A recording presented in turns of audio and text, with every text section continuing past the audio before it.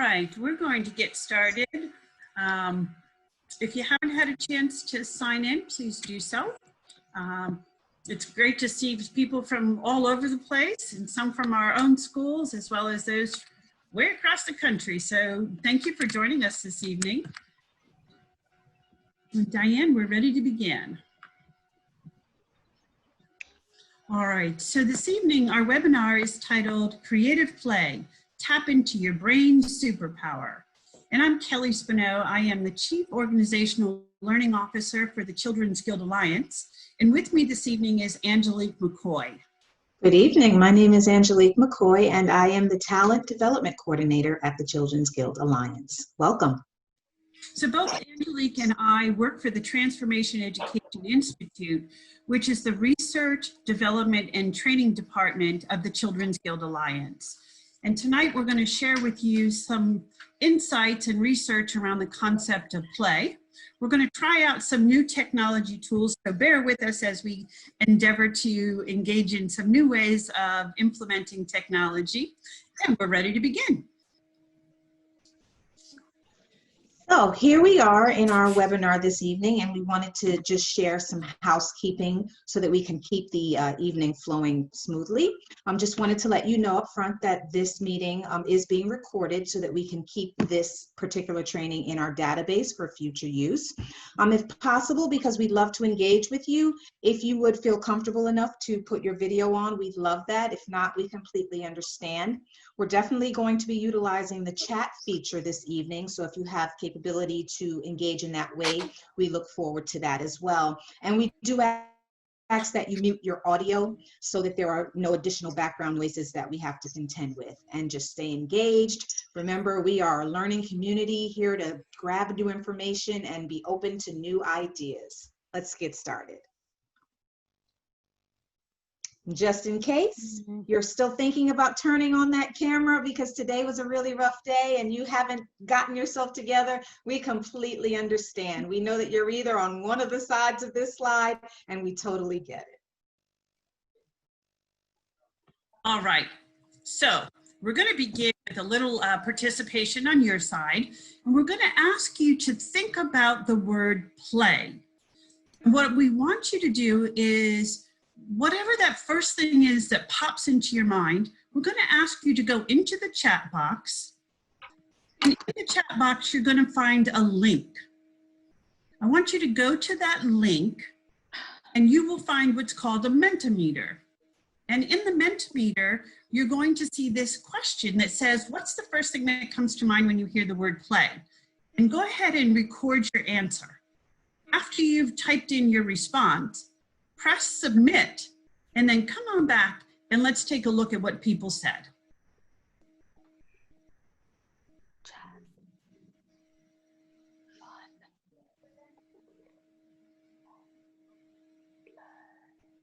Remember to click on the Mentimeter link. It will take you to another screen, and it will allow you to put in that one word or two words.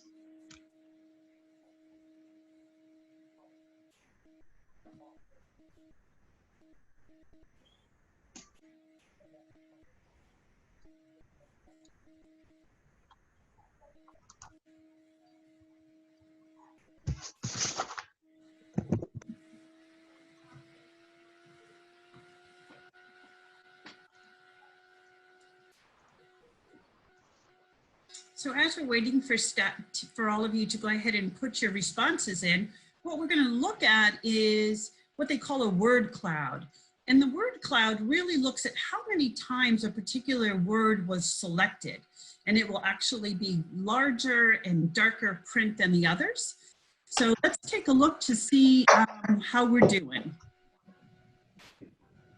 So here's some of your responses. So some of you said kids and playing, enjoying yourself. Fun was actually frequently used because you can see it's much larger than the other responses. Laughter, learning, outside, creativity. These are all great ways of describing the word play. And we're going to unpack that a little bit tonight and take a look at, when you talk about play, is it only about children or is it about adults? And how do we use that? And in today's world, there's a lot of research and thinking around play and is it important? So, summer's here. Usually at this time of the year, children are so excited that school's over, it's time to go out and play, it's time to get on with our summer activities. But this year things are different. Our enthusiasm has changed. Why is that? Some of the reasons is that our children have been out of the school environment since mid-March. With the COVID-19 pandemic, there's been a lot of restrictions. So family gatherings, social gatherings, the summer camps, sports, pools, just getting together with the neighbors, all has had limitations. And for many, vacations have either been canceled or changed drastically. So at this point in time, next slide, Diane, the kids are bored already. They've been doing this since March. It's not new since the middle of June. And to be honest with you, we're kind of bored too.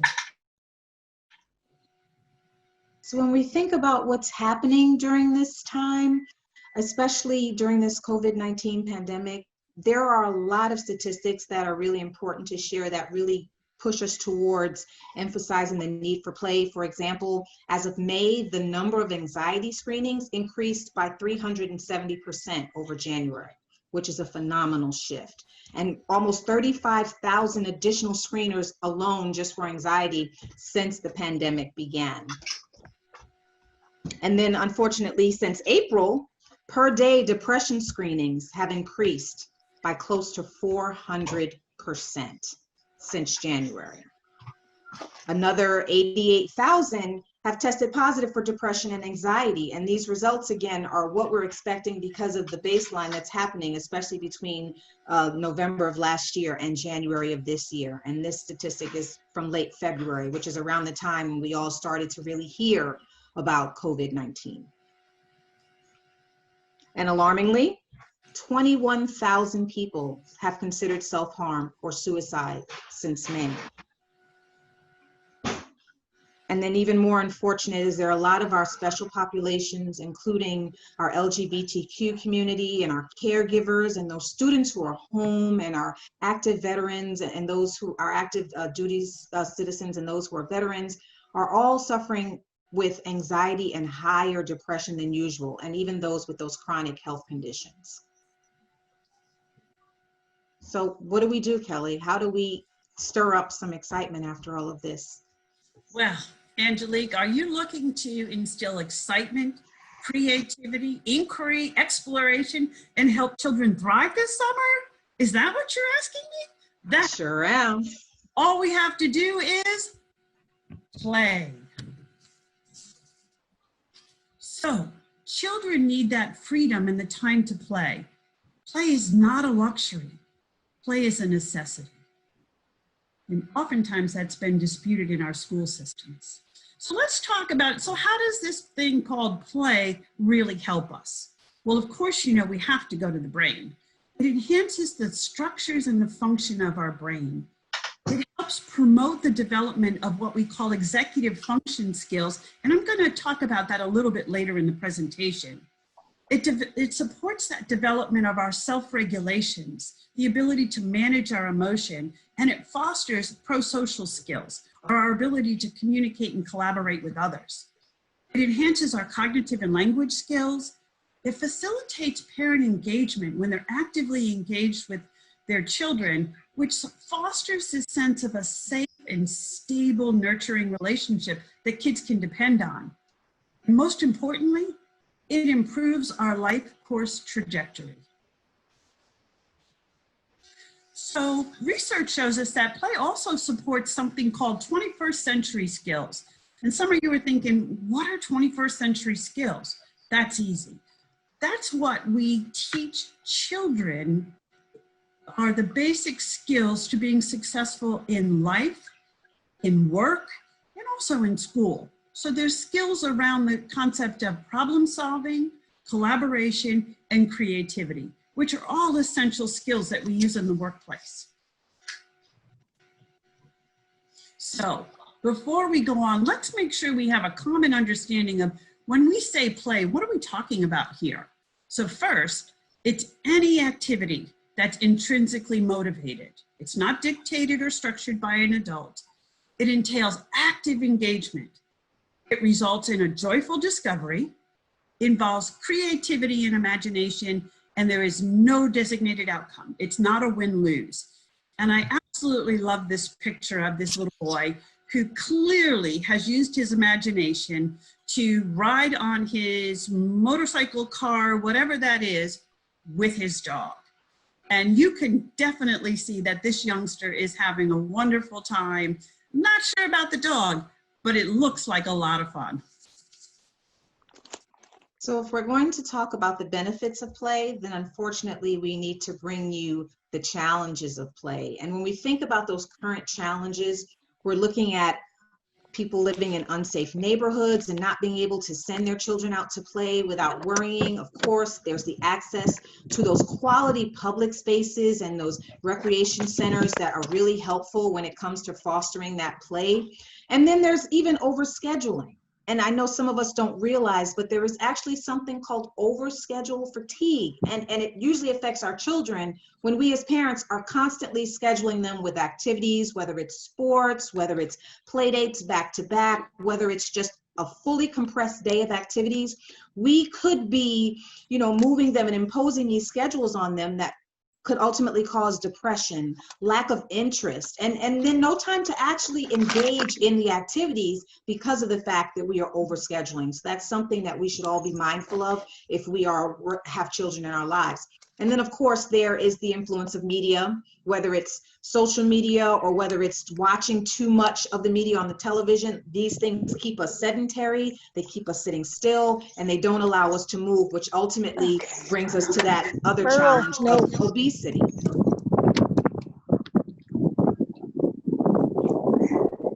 Because play is the brain's favorite way of learning, and I love how eloquently Diane Ackerman puts this. So let's go to the chat. Let's get going. How much time do your children currently play each day? Or the children that are in your lives, nieces, nephews, students, whatever children are in your pathway, how much time are they currently playing?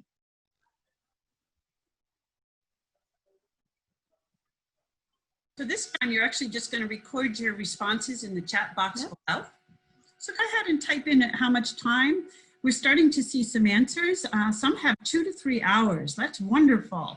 Some say not enough. And I agree with that. 5 hours, at least 5 hours. Some say 3 hours. And some don't have children, but they're hoping that their students are having 2 to 3 hours. It looks like 3 is a common number here. Some 4 to 5, which is great. One person says when they're not eating, they're playing. So I understand that as well. Minimum of 6. So we have a lot of variation here. And I'm wondering if the higher numbers are because we're in summer session, and whether or not that would hold true during the school year, given the course of school and everything. But it looks like we have a lot of people who are saying 5 or 6 hours. So great, thank you for those responses. Thank you for that. So let's take a look at the brain. So when we think about play, what I want us to think about at this point are what part of the brain are actively engaged when we're participating in playful experiences. So we're going to start with the amygdala. And those of you that joined us last time know that the amygdala is our palace guard.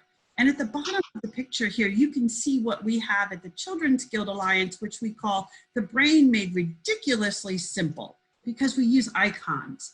And our amygdala is the fear center. So in the fear center, the palace guard watches over. This is where our emotions are processed.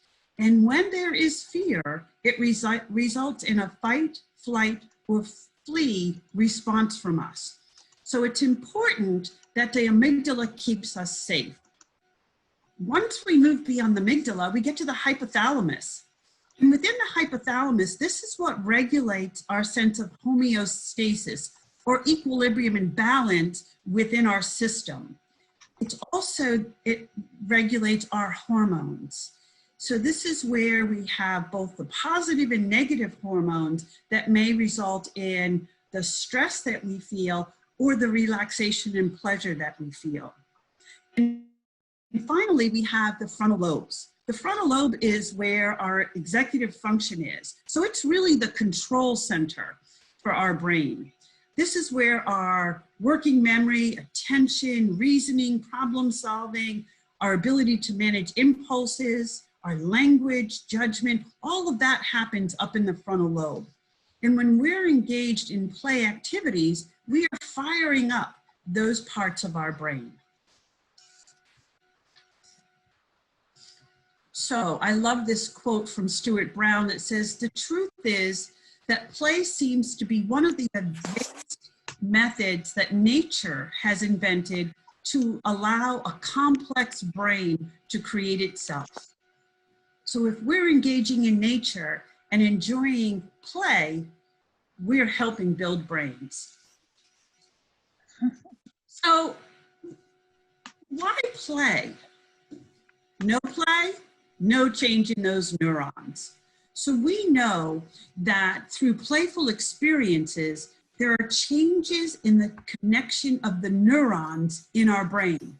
And as we build new connections, our brain actually gets bigger and faster, which wires up the brain's executive functioning. And we know now that the executive function plays a critical role in how we manage our emotions, how we are able to make plans and goals, and how we're able to solve problems. So let's talk about those feel-good hormones. As I said, the hypothalamus is what controls the hormones. And we have learned that play can unlock those feel-good hormones and change the way our brain actually responds to the signals that it receives. So let's take a look at some of those hormones. One is the endorphins. And the endorphins are just the natural pain relievers that help us deal with the everyday stress and discomfort that we feel. The oxytocin is the one that actually helps us, they call it the love hormone, and it helps us build a bond between families, between mother and child. Dopamine is our feel-good hormone. This is that pleasure that we get, that high that people look for doing risky behaviors. And of course, we have our serotonin, which is our, regulates our mood, our sleep, our appetite, our digestion. It even impacts our memory.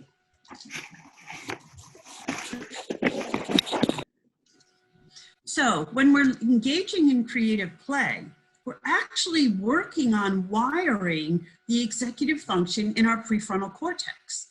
And when we look at what's going on in that executive function, that's where we're able to plan, organize, manage our time, pay attention, manage our emotions, learn from our experiences, all while we're developing self-control and self-discipline. So you can see why these functions are essential not only to children,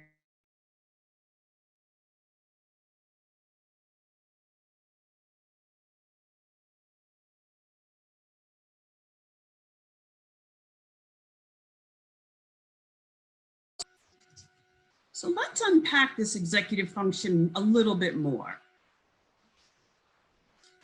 So 3 main areas I want to talk about with this executive function. One is that working memory. And when we talk about working memory, what we're talking about here is that it's a limited capacity to hold information temporarily. What I think about a lot of times here is before we all had navigation systems and a GPS, we had to rely on our working memory. So if you got lost and had to ask for directions, typically you got something like this. Well, you go to the stop sign, take a right, go down 2 streets, take a left, go around the bend to the right, and when you see that fork in the road, take the left by the blue house and go down 2 more streets till you see that white truck. It's usually out front, but sometimes it isn't, but usually it's there, and then make a right. And so for me, I'm still at the first stop sign because my working memory hasn't allowed me to capture all that information. Our flexible thinking is the ability to shift gears and are thinking when new information or a new task becomes available.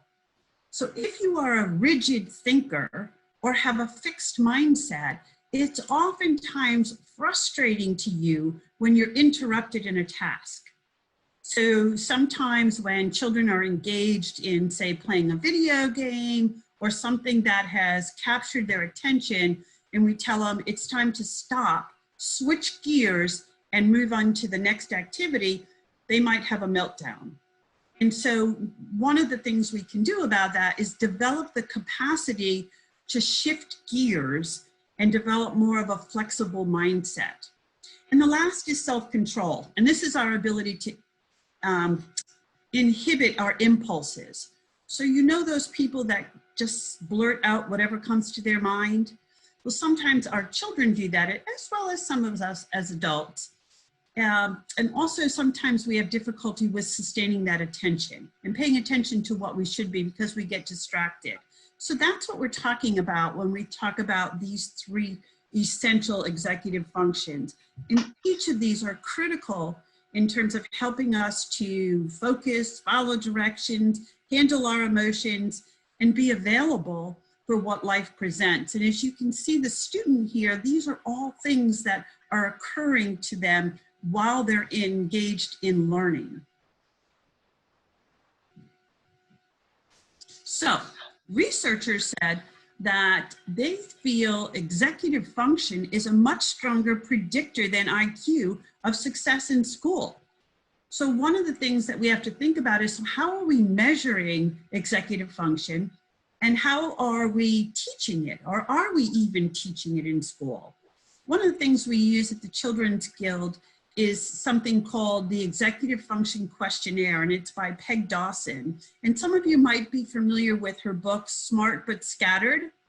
And it talks about how do you identify your strengths in the areas of executive function, as well as areas that are not as strong. And I don't want to call it a weakness.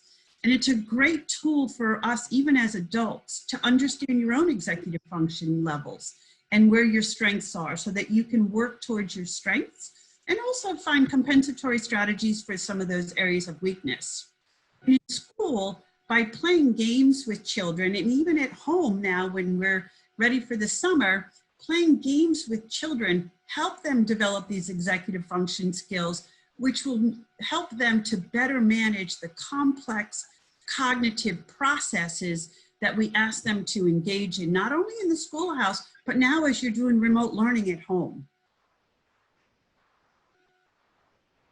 So there are some games, of course, we love to share resources that you can quickly use and grab. And here are some go-to games that you may even have in your home right now, or that you could access easily through Amazon.com. I guess that's everyone's new best friend. A lot of these games, you can Google them if you've never heard of them, but they all have the capacity to help you improve in specific areas of your executive functioning. For example, Scrabble helps with planning and organization, but it's also fun. Pictionary, we know how amazingly fun that is, and it teaches flexibility and time management and so forth and so on. And even if you're looking for some more technologically savvy games, you can go to your app store, and I would recommend Luminosity, which is a really great brain teaser app, as well as FitBrains Trainer. And then there's one more that I would recommend called Brain Trainer Special, and all these resources are available on our website. But we're looking to get that mind going while having fun. So why do we play? What is the necessity? It's because we're preparing our children for more than just school. We are preparing them for life.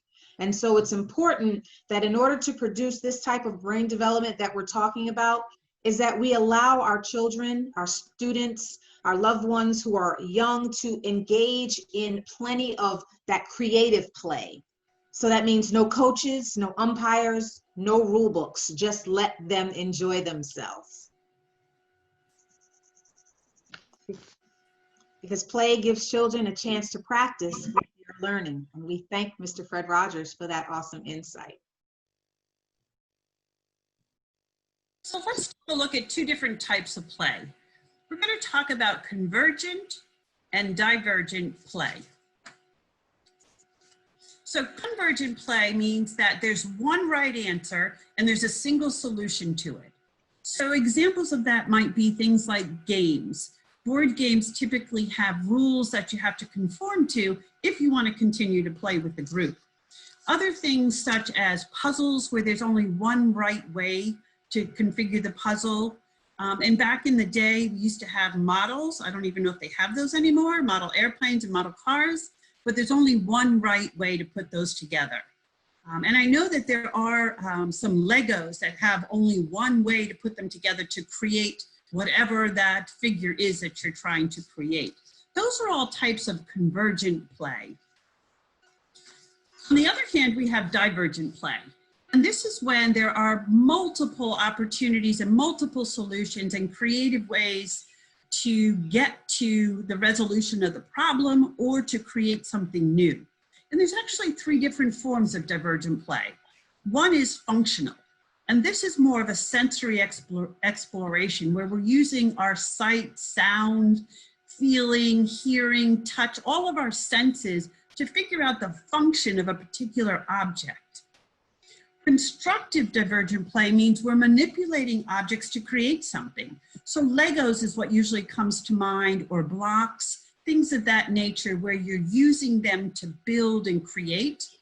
And then the last one is called symbolic or dramatic divergent play, which is where we have dress up and pretend play, where kids are acting or taking on a role of somebody else.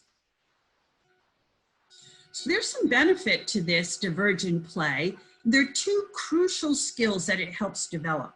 The first one is self-regulation, and that deals with our impulses, our emotions, and our ability to pay attention. So when you're engaging in divergent play, children have to learn how to collaborate and agree on what this imaginary play is going to be about. So they're making decisions and negotiating with each other around where the location is, who the characters are, what role they're going to play. And all of that helps them inhibit that need to control or to overpower their peers. The other is called reason counterfactually. And this is when we teach children how to make inferences through imaginary play.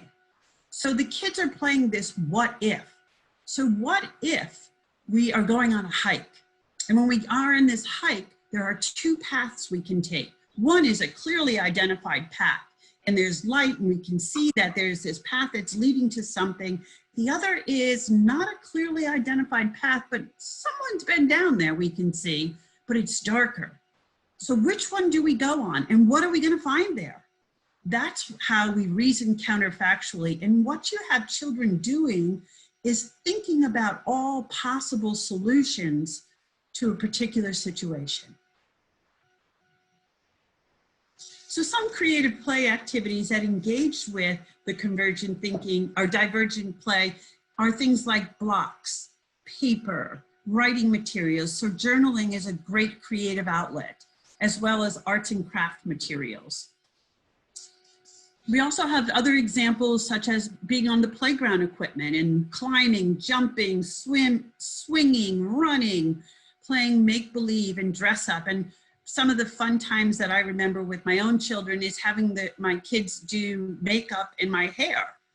And they would tell me that, you know, they're the hairdresser and tell me how I should look. And it was just fun, imaginative play. Reading books, taking on different characters and the different tones and the different voices that they have. Storytelling is one of my favorites, whether it's in front of a campfire and you're telling scary stories, or whether you're just making up stories and you start it and the next person gives the next part and then the next part. And it's just a great way to create this creative imaginary play. And then the last one is just creating plays and songs and dances with your children. So research suggests that the way a child plays contributes to their ability to solve problems. Let's think about that for a minute. Convergent thinkers are those that really like one answer, the correct answer. There's only one way to do this. There's no gray matter. It's kind of that fixed mindset. And I'm going to apologize to anybody in our audience. I am not trying to disrespect people in finance, but people in finance are typically convergent thinkers. There's only one way to get that budget to balance. It's not a well, it's a one way. They tend to be very convergent thinkers. Whereas on the other hand, divergent thinkers are those that think outside of the box. They're creative. They look at multiple perspectives. They're contextual thinkers. And in every organization and in every family, you need both, because you need those people who need to get it right and keep us on track. But you also need those who are going to be creative and allow us to think about what could be possible. So think about, where do you fall with that? And there's no right or wrong, there's no good or bad, and sometimes you're a little of both. So play is the highest form of research. When we allow children to just go in and experiment and try things out. And that's by Albert Einstein.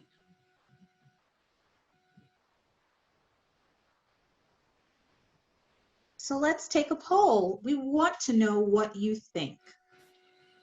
And this will pop up on your screen. So the question is going to be, how much playtime enhances that classroom attention for your young ones who are between 4 and 5 years old? You'll be able to choose between 5 minutes, 10 to 20 minutes, or 30 minutes. The poll should pop up on your screen. You just go ahead and answer it.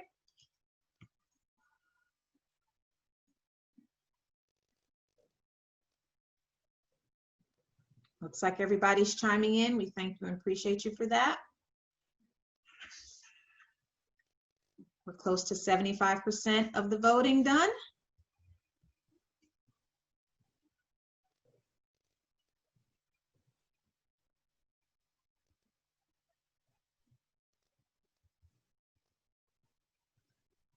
We are almost there, and it looks like most of our voters are choosing 30 minutes. Over 50% of you think it's 30 minutes.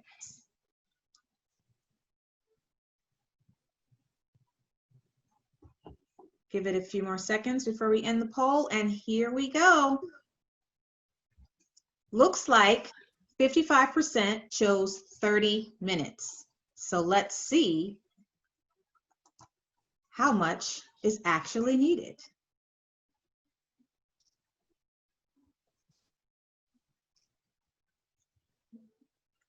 So the correct answer is 10 to 20 minutes. So if you chose that middle section, give yourself a pat on the back. If you chose 30 minutes or something else, it's totally fine.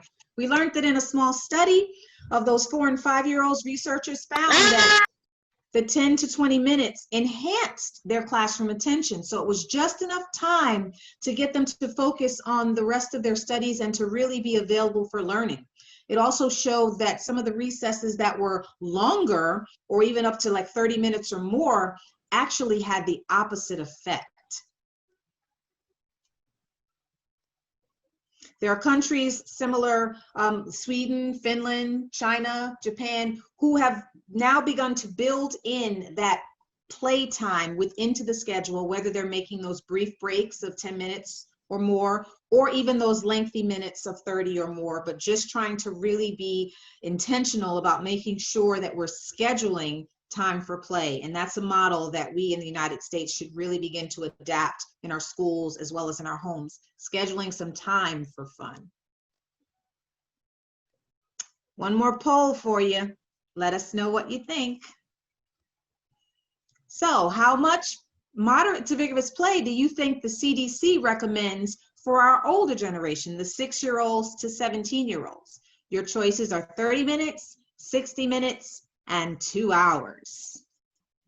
And here comes the poll. Let the voting begin.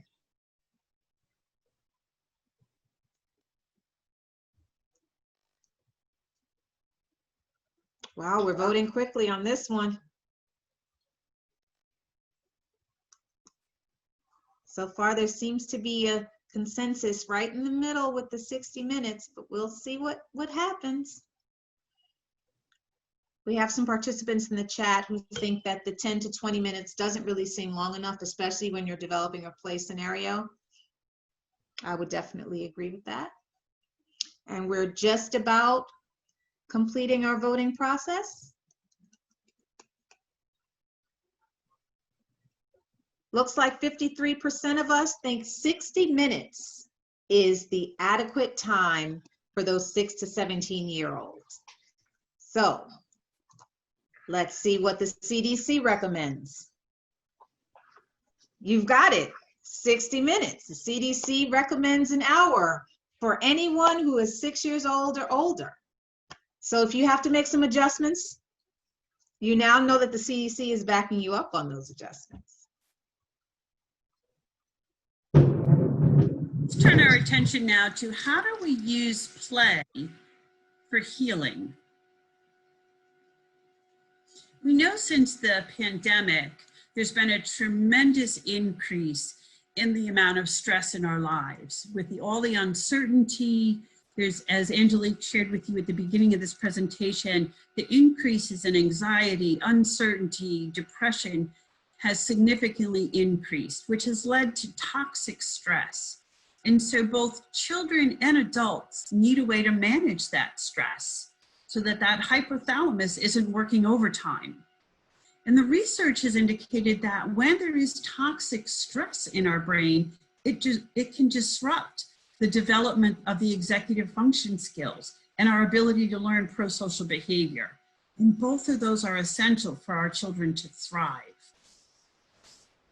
So, high amounts of play are associated with low levels of cortisol. And some of you are thinking, okay, so what's cortisol? Well, cortisol is the primary stress hormone in our body. And what it does is it helps regulate our metabolism. It controls our blood sugar levels. It reduces inflammation. It assists with memory formation. So when you have high levels of cortisol, all of those levels are raised. So in order to lower that, if all we have to do is play, wow, that's tremendous. Play is one of the best activities for help with stress. It releases that oxytocin and the serotonin, and we know that both of those are for building relationships and helping us feel calm and relaxed. And when you're engaged in play, you're focused on that creative thinking. And so all of those troubles and things that are interfering are being blocked out of your mind. And we know that kids are much happier after play. It improves their behavior, it increases their participation, and it helps them be better listeners. So think about it in your home. This summer, when you're trying to have your child engage in their summer learning activities, maybe a little playtime prior to asking them to do that will help prime their brains for learning. Or maybe before you ask them to do their chores, you follow that after they've had an opportunity to play. You probably will get better results. So let's take a look at a couple of brain scans here. So our brain on the left is what our brains look like when we're passive, when we're sitting quietly. And the blue represents limited activity going on in the brain. And you can see that when we're sitting passively, there's very little activity going on between those neurons and the connectedness in the brain. But when you engage in any kind of a movement or play, what we begin to see is the brain gets fired up. You see the red, green, yellow, which all means that there's very active activity going on in the brain at that time. So when the brain is fired up, our children are ready for learning. Same thing with us. When we have engaged in some type of movement, our brains are now primed to take on that challenging task. So the American Academy of Pediatrics reported that some of the best interactions that occur between parents and kids are during this downtime or during this creative, unstructured time. So things like just talking about everyday things, preparing a meal together, playing sports, engaging in some kind of hobby that you might like to do. So maybe you like scrapbooking, maybe you enjoy building, maybe you enjoy outdoor activities. But it's just that idea of having some unstructured free time with kids. And during this opportunity, let the children direct the play. Because what that allows you to do is understand how they perceive their world. It tells you how they see roles, how they see the rules in society by the way they play them out. And this is your opportunity to gently provide some guidance in terms of fixing any rules that may be a little too rigid or not in aligned with your values and beliefs, and also help you to guide them to some creative and effective problem solving so they don't get frustrated and shut down. So, how do we make time for play? The best way is to schedule it. You need to schedule time in your day for unstructured play. So let's take a look at how we do that. First is put it in your day. Identify when you're going to do it. Morning, afternoon, after dinner. When are you going to make time so that you can engage in some playful activity? And two, turn off all that electronics. Get away from the phone, the computer, the iPad, all of it. And three, and I think this is probably very important and for us to think about, is being fully present. And so many of us are overscheduled and have a lot of things going on in our lives that gets distracting. But try to put that aside and truly be present in the moment. And lastly, appreciate, enjoy every moment that you get to spend with one another, and you get to enjoy each other as you play together. So before we jump into the adult section, Kelly, we've had some engagement in the chat, just really kind of processing individual play versus group play and some of the benefits or the challenges when you just have maybe a single child and that individual play. And we do agree that there are definitely benefits to both. Of course, some of the problem solving is not always there with individual play, and of course some of the social emotional pieces because of the interaction, but there's definitely that avenue for creativity and imagination, even if it is just one child with themselves. I myself grew up an only child, and I think it just grew my imagination in such an amazing way because I created company. And that's part of play. I created company. Any thoughts on that? It was so boring. Well, I think that's, true with everything. I think if there is an only child, it's great for you to engage in some of that creative play and let them dictate it.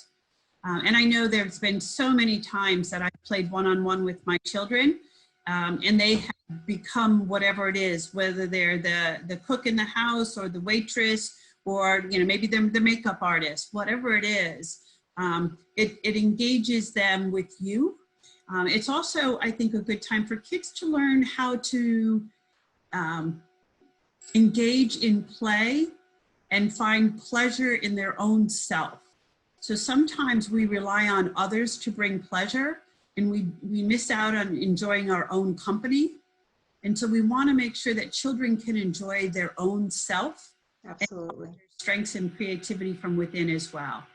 And that's definitely a learning experience that will carry through to adulthood when it is perfected at that young age. And that just leads us to this final section of what we as adults need as play. We've talked a lot about what our children need and what they require and how we can really spark that brain growth and allow them to blossom. But we as adults also need to schedule some time to play because of the many benefits, including the fact that we're going through a very stressful time. This more so than in the past, and we don't know what the future holds, but play relieves stress. Not only is it helping us to improve that brain function, but it's stimulating our mind, and it's still boosting the creativity. And what I really love is that us playing as adults helps to improve our relationships and our connections with others. It's really important that we We've been talking in the chat about finding our inner child and doing really just out of the box things as adults, because again, it provides those connections that we sometimes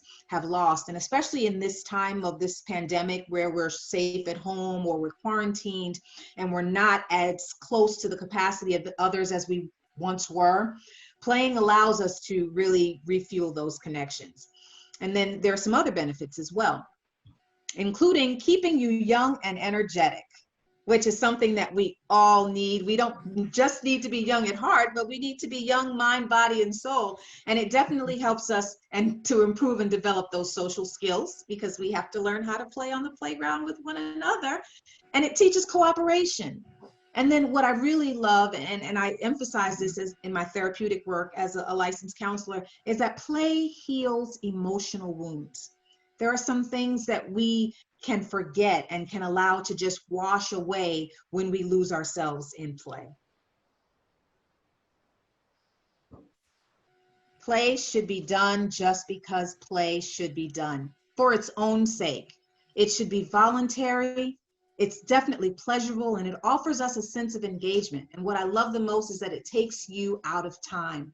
And how much do we need to be taken out of this time and to just lose ourselves in play? And then remembering that the act itself of just going out and playing and enjoying yourself is sometimes more important than the outcome. Someone in the chat talked about they love escape rooms. I'm looking for an escape room. I can't wait to actually try one out.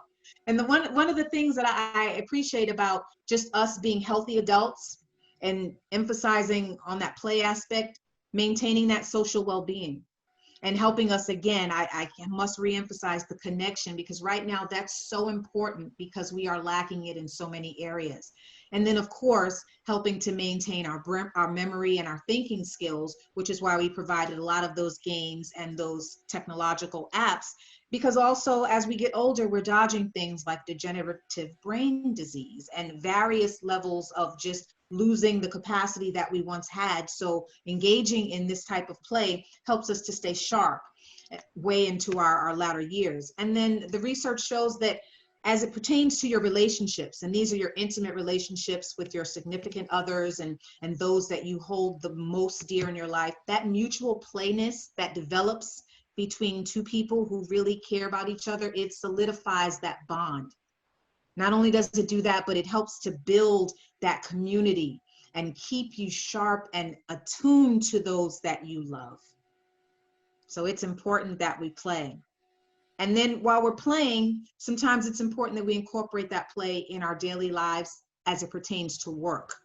That means we want to boost our productivity and our innovation. Right now, we're in a time where we're having to innovate and do things that we've never done before and figure out how to meet certain needs that we weren't able to meet in this criteria that we're going under with this pandemic. So it helps to keep us functional under stress. It helps to refresh us, to keep us in a place where we can actually cope with what we are going through. And of course, when you play at work, it engages in teamwork. I don't know how many times I've just been able to step into the hallway or go into someone else's office and share a laugh or a joke for 10, 15 minutes or so, and then go back to my workday and feel refreshed and feel like I can get through the day. It increases your energy and helps prevent with burnout. And we really, really suggest that you find that time to play, especially now, especially for those of us who are remote workers and we're indoors all day, we're at home in the same surroundings, and to really be able to reach out to those friends and colleagues, quick phone call, quick FaceTime, just to increase your energy and to help not to be burnt out.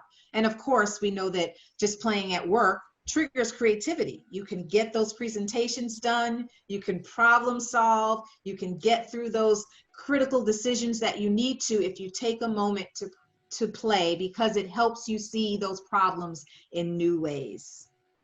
So Angelique, there's some interesting conversation in the chat about the idea of playing, and that is there a money or a finance attached to it? And there's been some responses that even things like going for a bike ride, going for a hike, playing Frisbee, going to the water, I mean, it doesn't have to be a financial burden to play. You can just go out and play make-believe. Use those old paper towel rolls for sabers and all kinds of magic, you know. So play doesn't have to cost money. There's so much we can do with what's around our house and even just our imagination. So go Absolutely. play and use your imagination to recreate with what you have. And it's definitely a great time to spark that imagination, even for us as adults, because when we step into that alternate reality of play, we are stepping sideways into another reality, just like Eric Erickson says. But then when the child plays with us, they're advancing forward into new levels of mastery. So what we're doing together is really benefiting us both individually. So it's important that you don't lock yourself into the monetary issues that may be attached, but let your mind soar and let your creativity grab some things out of the kitchen or out of your laundry room and just begin to enjoy yourself and let your imagination take you where it will. Because it's important for us as adults, happy adults sometimes make happy kids, and we are coming to the end of our evening together. But we need to play before we leave. So we are going to ask you to enjoy yourself for one moment. Let the music wash over you. It might be a song that you've heard before or never heard, but I promise you it's going to give you the idea of what play feels like. We're going to look at the cameras and we're going to engage with one another. And if you don't want to turn your camera on, blast your computer as loud as you want in your house and dance around your house and just imagine that you're on the best dance floor in the world. You ready for the volume?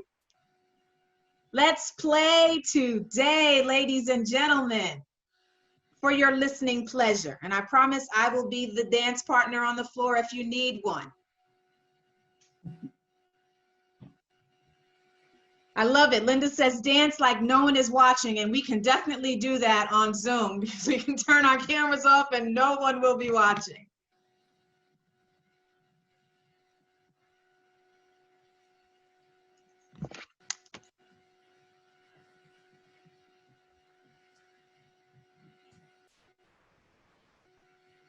And we're gonna get it.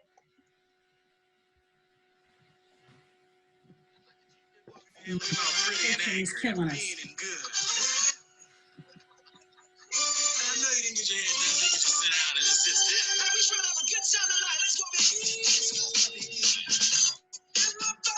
Does anybody want to dance with me? Come on, Kelly. I'm looking at your cameras. If I can see you. Oh, there you go, Miss Joy. Jennifer's got a dance partner. Oh, Sarah does too. Get those shoulders moving.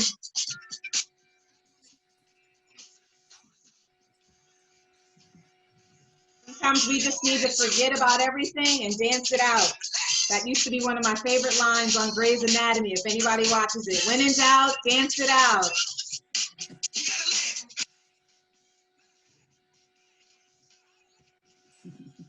So for those that are staying with us throughout the music, we appreciate you joining us this evening. We hope that you are taking away some great information that you can share with your schools or with your families or with your colleagues. We, of course, like to leave you with resources. We have a couple of links in the PowerPoint. This presentation will be available within a few days on our website. We urge you to grab it when you can, and you can always go on childrensguild.org/webinars to stay in the know. Look forward to our August webinar. We'll let you know the topic very soon. We appreciate you joining us. And Kelly, I'll turn it over to you. We also want to let you know that the Children's Guild will be having their virtual national conference on October 26th and 27th. So two things. One, if you'd like to be a presenter, please go on our website and fill out the application to be a presenter. And if you don't want to present but just want to come, please register and join us. It promises to be a great couple of days. Any questions or information that you want to share or comments, you can always reach us at info@transed.org. Thank you, everyone, for joining us tonight. We appreciate your participation, and we look forward to seeing you next month. Take care.